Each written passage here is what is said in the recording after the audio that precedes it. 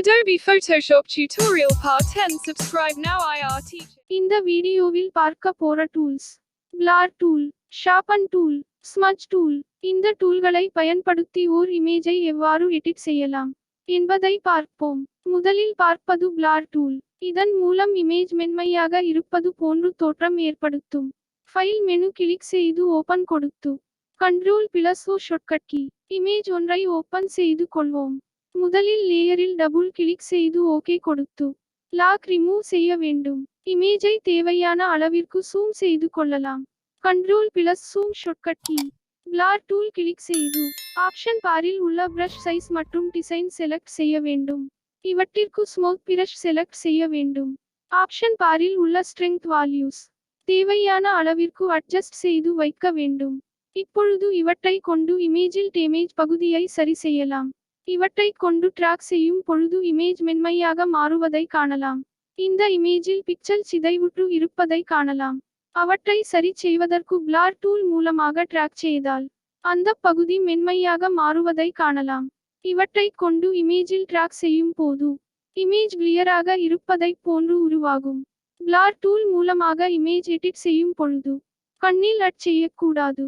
இமேஜில் எப்பொழுதும் கண்கள் ஷார்ப்பாக காண வேண்டும். இமேஜில் மற்ற ஸ்கின் பகுதியில் இவற்றை கொண்டு எடிட் செய்யலாம்.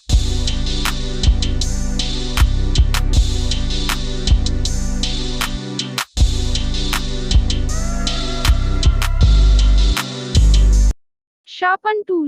இந்த டூலை பயன்படுத்தி இமேஜ் சார்பாக இருப்பது போலவும் கடினமாகவும் மிக தெளிவாகவும் இருப்பது போன்று அமைக்கலாம். இமேஜ் அதிக பிரைட் ஆக தோன்றும். இவை அதிகமாக இமேஜ் எடிட் செய்யும் பொழுது கண் பகுதிக்காக ட்ராக் செய்யலாம். இமேஜ் குவாலிட்டி குறைவாக இருந்தால் இந்த டூல் பயன்படுத்தலாம். இதை இமேஜில் ட்ராக் செய்யும் பொழுது இமேஜ் டார்க்காக தெரியும். அதிகப்படியாக கொடுத்தால் இமேஜ் டேமேஜ் ஆகிவிடும். அடுத்ததாக உள்ளது ஸ்மட்ஜ் டூல். இவை இமேஜில் தேவையான ஒரு குறிப்பிட்ட பகுதியை நீட்டி அல்லது இணைக்க முடியும். இமேஜில் தேவையான பகுதியை அதிகமாக உருவாக்க முடியும். உதாரணமாக இமேஜ் ஒன்றை ஓபன் செய்து கொள்ளலாம். ஸ்மட்ஜ் டூல் கிளிக் செய்து ஆப்ஷன் பாரில் பிரஷ் டிசைனில் டார்க்காக உள்ள பிரஷை செலக்ட் செய்ய வேண்டும். பிரஷ் சைஸ் தேவையான அளவிற்கு எடுத்து செலக்ட் செய்ய வேண்டும்.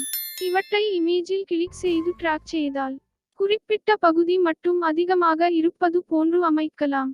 இமேஜில் உள்ள ஒரு குறிப்பிட்ட பகுதியுடைய அளவை அதிகரிப்பதற்காகவும் குறைப்பதற்காகவும் இவற்றை கொண்டு பயன்படுத்தலாம். இவை ஒரு குறிப்பிட்ட நீளத்திற்கு மட்டும் செயல்படுத்த முடியும்.